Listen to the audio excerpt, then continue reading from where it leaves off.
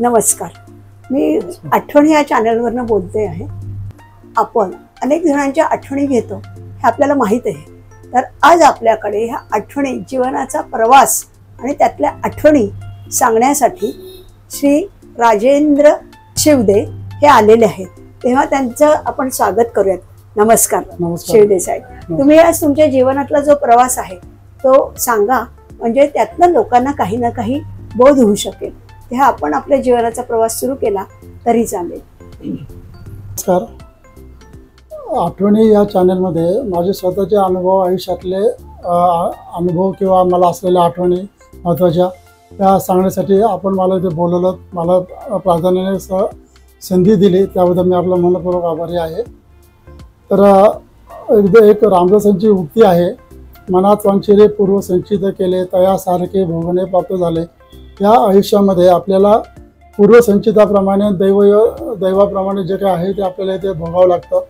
त्याप्रमाणे ते भोगण्यासाठी काही व्यक्ती आपल्या आयुष्यात येतात, काही अनुभव येतात. ते अनुभव जे मला आलेले आहेत आतापर्यंत आयुष्यात ते सांगायचं आहे.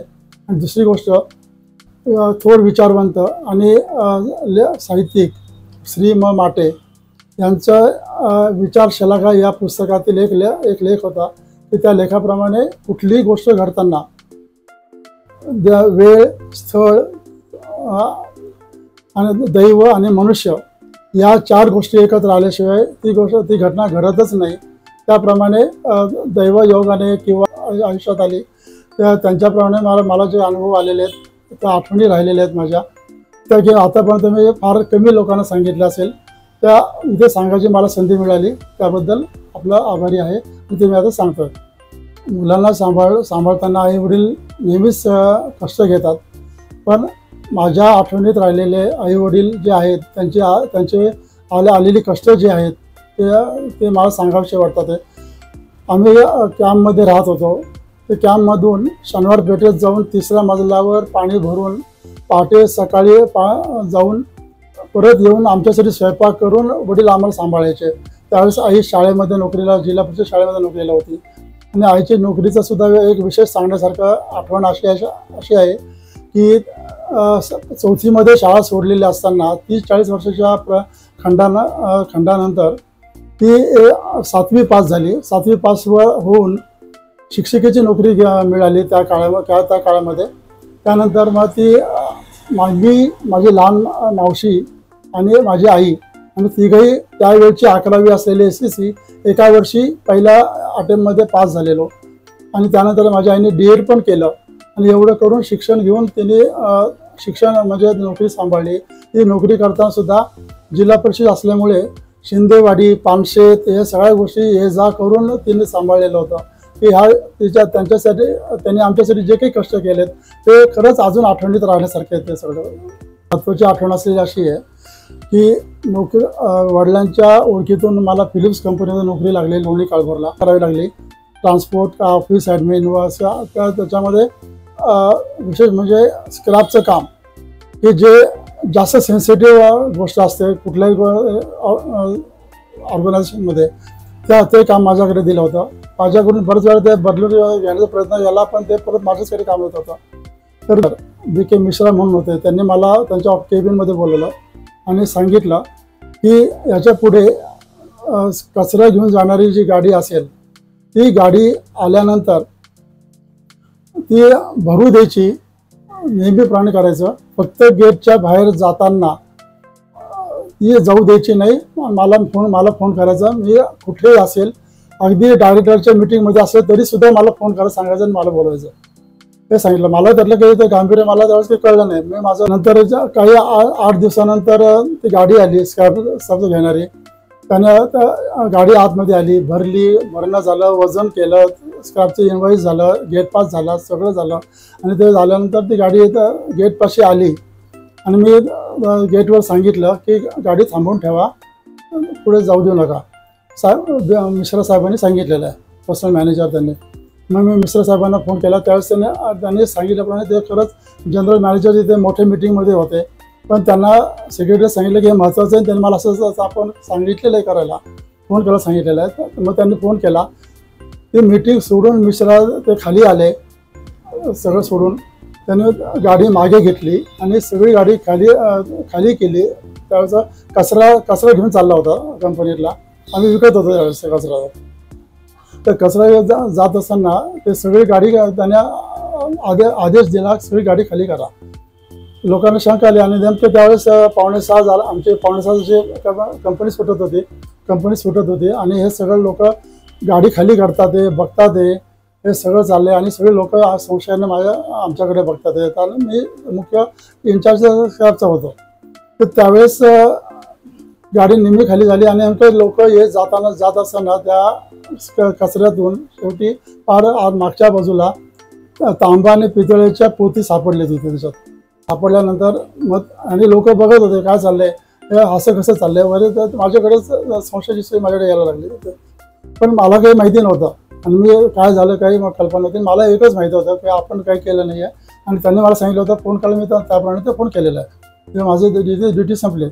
मग रात्रभर आम्ही पोलीस स्टेशन वगैरे सगळं केलं. नंतर मग लक्षात आलं की सिक्युरिटीचा जो माणूस होता, क्लार्क होता, तो स्टाफचा कॉन्ट्रॅक्टर, सिक्युरिटी ऑफिसर, त्या तिघांनी मिळून संगनमताने सिक्युरिटी गाडी भरत असतानाच ऑप्शनला बाजूला ठेवलं, जेवायला पाठवलं आणि त्या काळामध्ये त्यांनी ते पोते भरला. मग नंतर हे सगळं झालं. पोलीस एन्क्वायरी झाली आणि दुसऱ्या दिवशी सकाळी जो एक माणूस होता क्लार्क तिथला, त्याला पर्सनल मॅनेजरने बोलवलं, राजीनामा दे सांगितलं, त्याला घरी पाठवलं आणि माझ्यावरचं ते संकट टळलं की तो आतापर्यंत सगळ्यात आयुष्यात लक्षात राहणारा प्रसंग तो. या प्रसंगामध्ये मला एकच लक्षात आलं की मला स्वतःला माहीत होतं की माझे याच्यात काही सहभाग नाही आहे कुठे काही त्या गैरकृत्यामध्ये. पण मला त्याचा जास्त आनंद की माझ्यापेक्षा माझ्यावर जास्त विश्वास ते जे ऑफिसर होते, पर्सनल मॅनेजर, पर्सनल ऑफिसर होते, जे काही होते, त्यांचा माझ्यावर जास्त विश्वास होता. संकटातून वाचलो आणि प्रत्येकाने असंच जर राहिलं तर कोणालाही कधी त्रास होत नाही त्याच्याने. जी दुसरी आठवण अशी आहे की माझं शिक्षणामध्ये मला फार काही प्रगती करता आली नाही. कसं नोकरी बायपास म्हणजे अगदी कॅम्पमध्ये राहून सकाळी पांझरपोळ, अलका टॉकीच्या तिथल्या पांझरपोळच्या तिथून दुधाच्या बरण्या, त्या बाटल्या घ्यायच्या, त्या नर्सपर्यंत द्यायच्या आणि येऊन सकाळी परत घरी कॅम्पमध्ये जायचं आणि एवढं उरकून परत दुसऱ्या कामाला जायचं 10 वाजता. असं करत आणि मी बहिस्त शिक्षण एक्सटर्नल BComचं घेतलं होतं. तर त्यामध्ये मला कसं बसं मी SY पर्यंत गेलो होतो. तर नंतर पुढे शिक्षण मी थांबवून ठेवलं, तर मी काही केलं नाही पुढे.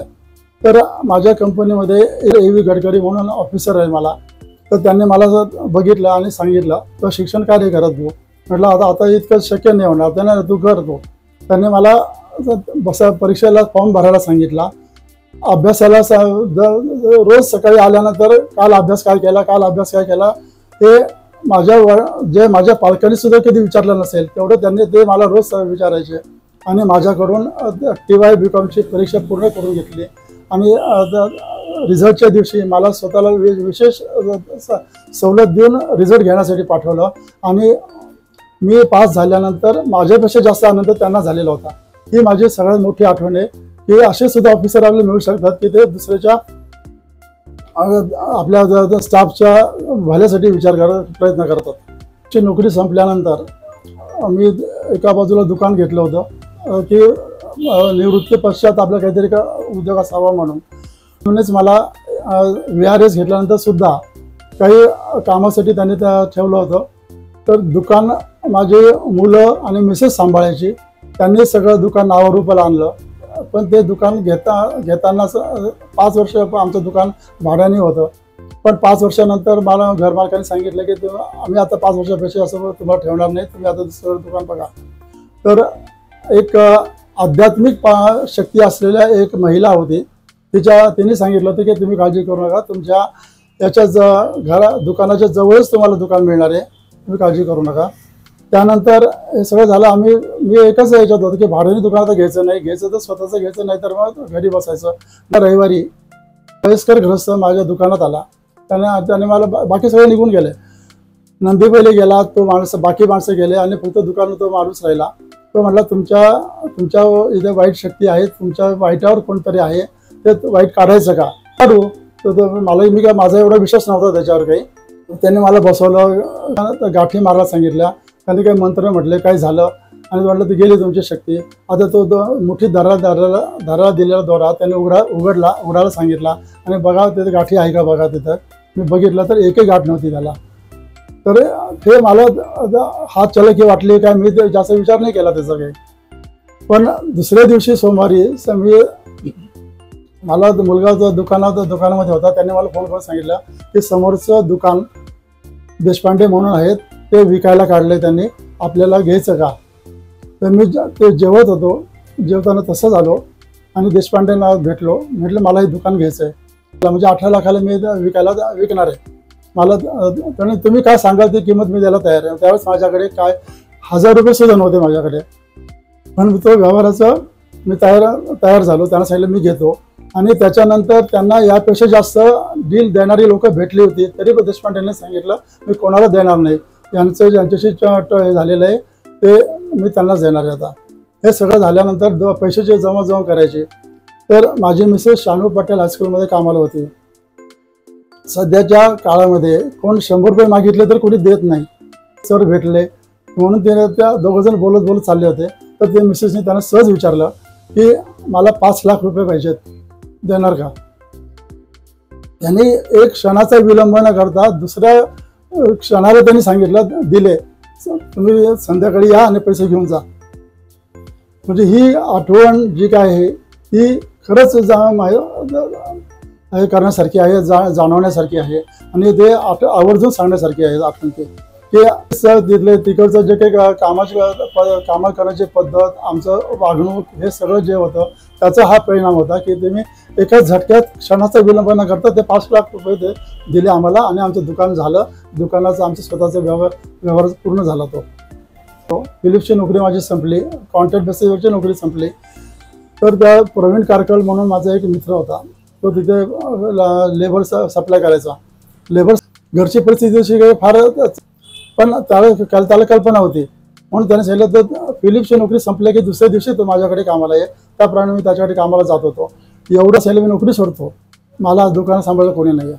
तेवढं तू कधी येशील, तेवढं म्हटलं मला फक्त दुपारी सकाळपर्यंत मला तिथे थांबायला पाहिजे. दुपारी मिसेस शाळेतून येते, त्यानंतर मला मिसेस दुकान सांभाळू शकेल. तर मला फक्त दुपारपर्यंत 12-1 वाजेपर्यंत मला जमणार नाही दुकानात. तर त्याने सांगितलं तू दुपारी 2पर्यंत ये, जेव्हा सावकाश तुला जमेल कसं ये, पण नोकरी सोडायची नाही, तू इथे कामाला थांबायचं. 1 वाजेपर्यंत दुकानात थांबायचं. मिसेस 1ला शाळेतून आली की दुकानातच जेवण करायचं, दुकानातच कपडे बदलून बसने हडपसरला त्याच्या ऑफिसमध्ये जात होतो. ऑफिसच्या कामामध्ये सेकंड शिफ्ट देणारा हा एकमेव माझा मित्र आहे की तो मी त्याला कधी विसरू शकणार नाही. की त्याने माझ्या त्या पडत्या काळामध्ये इतकी मदत केली होती त्याने. ते म्हणजे रुटीन ते बाहेरचं मदत करणारं जो माझा मित्र होता तो प्रवीण कारकल म्हणून आहे. आणि त्यांनी मला म्हणजे नेहमीच्या रस्त्यापेक्षा वेगळ्या पद्धतीने त्याने मला मदत केलेली. मी आपण त्याची कधी विसरू शकत नाही. आणि त्याला परमेश्वराने उदंड आयुष्य द्यावं, त्याच्या व्यवसायामध्ये त्याची भरभराट व्हावी ही माझी मनापासूनची इच्छा आहे. वाटतं की असे मित्र सगळ्यांना भेटावेत. अजून सांगण्यासारखी आठवण म्हणजे गिरनारच्या माझ्या प्रवासाची. एकदा आम्ही ठरवलं, सगळ्या फॅमिलीने आम्ही ठरवलं होतं की सगळ्यांनी मिळून गिरनारला जावं. आणि त्या काळामध्ये गुरुवारी जाऊन शनिवारी रिटर्नची ट्रेन असायची. ते मधला फक्त एक शुक्रवारचा काळच फक्त जाणं आणि येणं एवढा हातात असतो. मला थोडंसं हृदयाचा प्रॉब्लेम असल्यामुळे मी डॉक्टरची परवानगी घेऊन थोडंसं 6 महिने अगोदरपासून मी प्रयत्न केले. गिरनारचा रोपवेने जायचं नव्हतं, मला पूर्ण 10,000 पायऱ्या चढायचे होते, 10,000 पायऱ्या उतरायच्या होत्या, ही माझी आंतरिक इच्छा होती. त्याप्रमाणे मी प्रयत्न करत होतो. आणि रोपवे बंद होता, त्यामुळे पायऱ्या चढून जाण्याशिवाय पर्याय नव्हता. तर मधल्या निम्म्या पायऱ्या गेल्यानंतर आमच्यातले काही लोक थांबले तिथे विश्रांती घ्यायला. पण मी, माझा मुलगा, माझा भाऊ आणि अजून काही नातेवाईक, आम्ही 5 जण आम्ही ठरवलं होतं थांबायचं नाही, पुढे तसंच चालत राहायचं. एक कुत्रं होतं की त्या कुत्र्याला पायाला लागलेलं होतं, बँडेज होतं पायाला त्याच्या. ते कुत्रं कशासाठी आम्ही काही लक्षात आलं नाही आमच्या ते काही. पण ते आल्यानंतर ते कुत्रं जवळजवळ फिरायला लागलं मग आम्ही चालायला सुरुवात केली. ते कुत्रं आमच्या बरोबर आलं. आम्ही पुढे गेलो तर साधारण अडीच रात्री 2:30 वाजता आम्ही गिरनारच्या त्या दत्त मंदिराच्या इथे पोहोचलो. मंदिर बंद होतं, जाळी होती, जाळीतून आम्ही दर्शन घेतलं. पण विशेष म्हणजे आता याला कोणाचा विश्वास आहे माहिती नाही, पण ते त्या ठिकाणापासून निघालेलं कुत्रं प्रत्येक पावला गणित आमच्या बरोबर होतं. मंदिराच्या दर्शनापर्यंत तिथे होतं. आणि तिथून आल्यानंतर आम्ही खाली आल्यानंतर आमच्या बरोबर खालपर्यंत कुत्रं आलं ते बरोबर. आणि तिथे पायाला लागलेलं होतं, जखम होती पायाला, बँडेज होतं, तरी ते होतं आमच्यावर आलं. आणि खाली पायथ्याला आल्यानंतर परत तिथे आम्ही बघितलं कुत्रं नाहीसं झालेलं. तिथे आम्हाला परत ते दिसलंच नाही कुत्रं परत. काय म्हणतात त्याला, दृष्टी असेल, दर्शन असेल, काय म्हणता येते आता. याच्यावर कोणाचा विश्वास असेल नाही मला माहिती नाही त्याचा, पण मला तरी ते एक दर्शन झालेलं आहे तिथे त्याचं. मला जबाबदारी अशा कुठल्या राहिल्या नाहीत. आता काही मुलं त्यांच्या नोकरीला लागलेले आहेत, ते त्यांच्या संसारामध्ये रमलेले आहेत. समाजासाठी काही करावं हा डोक्यात विचार एकदा यायला लागला होता. त्याप्रमाणे तो कसा आला होता तर आमच्या सोसायटीमध्ये एक विना शेजवलकर म्हणून एक लेडी आहे. तर ती स्वतःच्या विमानाचा खर्च करून आसामला गेली होती. आसामला सेवा केली त्या लोकांची, तिकडच्या लोकांची, आणि त्यासाठी 3-4 महिन्यात ती परत आली. तर तिचा अनुभव घेऊन मला सुद्धा काहीतरी वाटलं की आपल्या समाजासाठी देणं काही आहे, त्यासाठी प्रयत्न करावा. म्हणून मी ते रेल्वेचं बुकिंग वगैरे सगळं बघितलं. 26 नोव्हेंबरला जायचं ठरवलं मी, आसामला जायचं गुवाहाटीला. आणि पुढे काय करायचं मला काही माहिती नव्हतं. तिथे गेल्यानंतर तुम्ही गुवाहाटीपर्यंत या, गुवाहाटीला आल्यानंतर आम्ही तुम्हाला पुढे व्यवस्था करतो. त्याप्रमाणे ट्रेन मी 26 नोव्हेंबरला इथून निघालो. 29 नोव्हेंबरला मी गुवाहाटीला पोहोचलो. 29 नोव्हेंबरला त्यांनी माझं पुढचं सिलचरला जाण्याचं तिकीट तयार करून ठेवलेलं होतं. गुवाहाटीला मला घ्यायला एकदम माणूस पाठवला होता. त्या माणसाने मला तिथे त्या सगळं सामान त्यांनी घेतलं. मला सामानला हात लावू दिला नाही, म्हटलं त्यांनी त्या ट्रेनला. आणि तिथून मी सिलचरला दुपारी 1 वाजता तिथे दुसऱ्या दिवशी 30 तारखेला दुपारी तिथे पोहोचलो. तर तिथे गेलो होतो मुलांच्या वसतिगृहात तुम्हाला राहायला लागेल. तिथे एक खोली देतील तुम्हाला. तर माझ्यासाठी एक बेड स्पेशल खोली दिली होती. आणि पहिलीपासून ते 12वी पर्यंतची मुलं आजूबाजूच्या वाडीतली, खेड्यातली, ज्यांना काही शिकणं घेणं शक्य नाही, ती मुलं तिथे राहत होती. आणि तर मला त्यांच्याबरोबर राहण्याचा योग आला. त्यांचा दिनचर्या, त्यांचं जीवन, आयुष्य कसं चाललं ते मला जवळून पाहण्याचा योग आला. ज्यावेळेस मी लहानपणी पुणे विद्यार्थी गृहामध्ये राहिला होतो तर काही वर्ष, 2-3 वर्ष, तर त्यावेळेचं जे माझं आयुष्य मला तिथे माझ्या डोळ्यासमोरून त्या गेलं. मला त्या आयुष्याची, त्या घटनांची मला आठवण आली मला. तिथे सकाळी 9ला नाश्ता, दुपारी 3ला जेवण आणि रात्री 9ला जेवण. जेवण म्हणजे काय ते बोलू नये, अन्नाला नावं ठेवू नये, पण ते साधा भात, डाळ न दिसणारं वरण आणि भाजी, या 3 पदार्थावर त्यांचं जेवण चालायचं. 3 वेळेस, 3 काळ. त्याच्यामुळे काहीच जेवण असायचं. आणि त्यांच्याबरोबर ते जेवण मला पण तिथे मिळायचं. आणि माझ्यासाठी ते सगळं ते ताट मांडून देणं, ताट माझं धुणं वगैरे सगळं स्पेशल ट्रीटमेंट मला ते वेगळे मिळत होते. पण मला ते खूप वाईट वाटलं होतं की मी संस्थेमध्ये राहत असताना सुद्धा मला इतकं चांगलं दिलं गेलं, पण त्यांच्या इथे काय आयुष्य चाललंय त्यांचं तिथे. मग जाण्याचा उद्देश असा होता की मी फक्त इथे अकाउंटन्सी, हिशोब आणि कॉम्प्युटरचं एवढं काम मी तिथे करू शकेल. यापेक्षा फिरणं किंवा प्रचार प्रसार हे मला काही शक्य नव्हतं. जसं मी त्यांना कल्पना दिली होती. तर एक माझ्या बाजूने एक प्रयत्न समाजासाठी, त्या संस्थेसाठी काय करायचा जो काही प्रयत्न होता तो मी प्रयत्न केला. ही मला आयुष्यभर राहणारी आठवण आहे.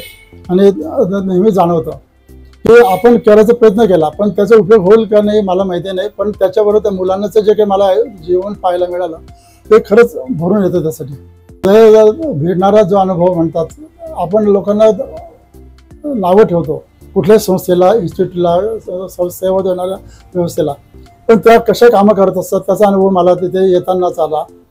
पाटण्यापासून 2-3 सुजली होती आणि खूप हळूहळू पहिल्यांदा मला थोडंसं बरं वाटेल. गोळी घेतली, कापूर वगैरे सगळं ते करून झालं, पण काही फरक पडला नाही. ते दाढ सुजतच गेले. मग शेजारचे पॅसेंजर म्हणत होते की ते दाढ किती सुजलं आहे बघा तुमचं. मग लोक हिंदू मुस्लिमचा भेदभाव करतात. मला माहिती नाही खरं तथ्य किती आहे. तथ्य तिथं मुस्लिम माणूस होता, बाकी कोणी आलं नव्हतं, पण तो मुस्लिम माणूस म्हटला मी चला आपण TCला शोधू. तर माझ्याबरोबर चालत्या गाडीमध्ये 7-8 पुढचे 3-4 पुढचे 3-4 मागचे डबे तो फिरला, सगळीकडे त्याने शोधलं, टीसी सापडला नाही. नंतर मग आम्ही बस शांत राहिलो की मी काही करू शकत नव्हते तिथे. त्यानंतर मग तो माणूस जो मुस्लिम माणूस होता तो मला एक टीसीला घेऊन माझ्याकडे इथे आला, डब्यामध्ये आला. टीसीने चौकशी केली, PNR number, train number, seat नंबरवर सगळे चौकशी डिटेल घेतले आणि तो तुम्हाला थोडा वेळ 2 मिनिटांमध्ये तुम्हाला मेसेज येईल आणि फोन येईल. मला काही कल्पना नव्हती काही, फक्त त्याने तुम्हाला औषधोपचार मिळेल एवढंच मला कळलं होतं. तो टीसी गेल्यानंतर काही सेकंदात मला मेसेज आला की या ठिकाणी तुमचं ट्रीटमेंटची व्यवस्था होते आहे, तुम्हाला कॉल येईल. त्यानंतर अर्ध्या मिनिटात मला एका डॉक्टरचा फोन आला की तुम्ही पाटणाला पोहोचाल, पाटणा शहर बिहारमधलं, ते पाटणाला पोहोचाल, तिथे तुम्हाला डॉक्टर येतील, तुम्हाला तपासणी करतील आणि तुमचे औषधं तुम्हाला देतील. त्यावेळेस एक स्टेशन मागे होतं. तर हे सगळं पोहोचेपर्यंत आमची ट्रेन पाटण्याला पोहोचली, गाडी थांबली, नुसती थांबवतच नव्हती की त्या अर्ध्या मिनिटामध्ये ती लोक डॉक्टरचे ते सहकारी असते ते सगळे लोक माझ्यापर्यंत पोहोचले. तिथे त्याने मला सांगितलं, नाव वगैरे खात्री केली, सीट नंबरची खात्री केली आणि मला खाली चाला. मग तिथे डॉक्टर होते, त्यांच्या कंपाऊंडर किंवा त्यांच्या सहकारी होते. स्टेशनच्या वरच्यात एक महत्त्वाचा माणूस जो असतो ते गाडी सोडायचा थांबला की समजा मला उशीर झाला तर गाडी सोडून जाऊ नये म्हणून ते सांगण्यात, रेल्वेचा माणूस हे सगळे तिथे थांबलेले होते. त्यांनी तपासलं, औषधं दिले आणि दुसऱ्या मिनिटाला मी जागेवर बसलेलो होतो. त्याने नंतर मी औषध दिली, त्यांनी मला काहीतरी खाऊन घ्या म्हणून सांगितलं आणि 5 मिनिटात पाटणाला गाडी थांबते. 5 मिनिटाच्या आतमध्ये गाडी वेळेवर सुटली, पण सगळं एवढं ट्रीटमेंट करून. म्हणजे आपण रेल्वेला रेल्वे, ST किंवा कुठल्या अशा पब्लिक ट्रान्सपोर्टला आपण नावं ठेवतो, पण ते त्यांच्यापर्यंत खूप चांगले प्रयत्न करत असतात. त्याचा हा मला मोठा कधी न विसरण्यासारखा अनुभव आहे. माझा अनुभवला येतो, लोक चांगले भेटतात. म्हणून मी पहिल्यांदा म्हटलं होतं, मला त्यांची पूर्वसंचिता केले, त्यासारखे भोगणे प्राप्त झाले. मला जे काही भोगावं लागलं होतं त्याप्रमाणे माझ्या दैवाने, मी श्रीमातेचं पण उदाहरण मध्ये दिलं होतं की मला जे काही लोक भेटले ती इतकीच चांगली होती. कंपनीत काम करताना भेटलेली लोक, त्यांच्या अजूनही माझ्या लक्षात आहेत की त्यांनी मला वेळोवेळी केलेली मदत. माझे नातेवाईक, माझे भाऊ, त्यांनी मला प्रसंगानुरूप वेळ केलेली मदत आणि माझे मुलं, त्यांचे जोडीदार, हे सगळे अजूनही आमच्याशी अगदी चांगल्यापणाने वागतात. आणि मध्ये 30 मार्च 2019ला मला हार्ट अटॅक आला होता. तर हा सागर, माझा मुलगा, तो घेऊन गेला, सह्याद्रीला घेऊन गेला. नंतर डेक्कनच्या कोथरूडच्या सह्याद्रीवरून डेक्कनच्या सह्याद्रीला गेला, तिथे ट्रीटमेंट झाली, सगळे नातेवाईक आले होते. तर विशेष आवर्जून सांगण्यासारखं आठवण म्हणजे मी गेल्यापासून ते मला सोडेपर्यंत सागर तिथून हल्ला नव्हता. मला जो काही आत्ताचा पुनर्जन्म झाल्यासारखा आहे आणि जो काही मी आता आहे उभा, जे काही जगतोय ते त्याने वेळेला मदत केली त्याच्याबद्दलचं आहे ते. म्हणजे मला तर प्रवचन किंवा उपदेश करायचे नाही आहेत, पण काही 2-3 गोष्टी मला सांगायच्या आहेत. समजून घेतलं तर सगळेच आपले असतात आणि पारखून घेतलं तर सगळे परके असतात. ते एक आहे. नंतर इंग्लिशमध्ये 2 वाक्य असतात. एक, attitude is a small thing which make big difference. आणि दुसरं, attitude and not aptitude determines your attitude. लहानपणापासूनच्या आत्तापर्यंतच्या ज्या काही आठवणी आहेत ती सांगण्याची मला इथे संधी दिली. आठवणी या चॅनलने मला संधी दिली, त्याबद्दल मी त्यांचा आभारी आहे आणि मनपूर्वक अभिनंदन करतो त्यांचं. देसाहेब, आपल्या ज्या संपूर्ण जीवनातल्या तुम्ही आठवणी ज्या सांगितल्या त्या अतिशय सुंदर होत्या आणि ह्या आठवणीचा नक्कीच सगळ्यांना उपयोग होईल असं मला वाटतं. तरी आपण ह्या चॅनलवर आलात आणि आम्हाला मार्गदर्शन केलं, आपल्या जीवनातल्या आठवणी सांगितल्यात, त्याच्याबद्दल खरंच खूप खूप धन्यवाद. आपले आभारी आहे. धन्यवाद.